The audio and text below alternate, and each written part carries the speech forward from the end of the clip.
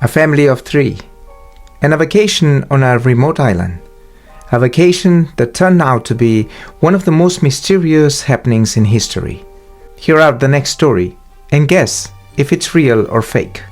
Find out at the end of the video.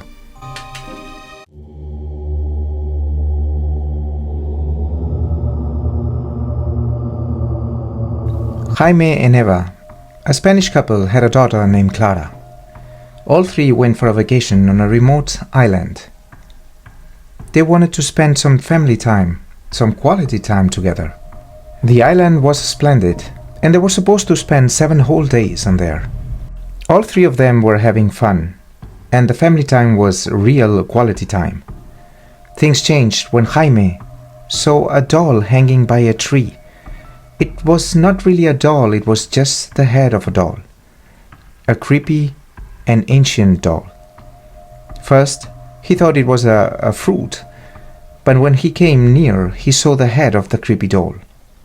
Not giving much importance, Jaime kept his family time on track.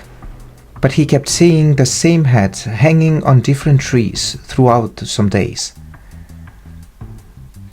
On the 4th day, not having a good feeling, he decided to spend a last night and leave the day after.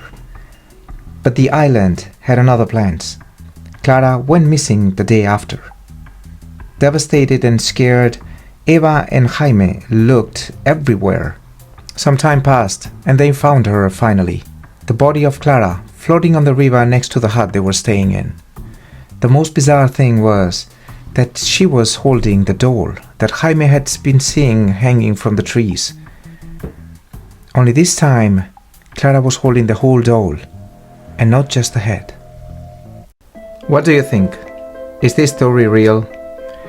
No, the story is not real, but the place is.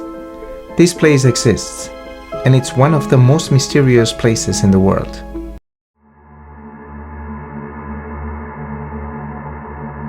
In the heart of Mexico's Xochimilco canals lies a place unlike any other.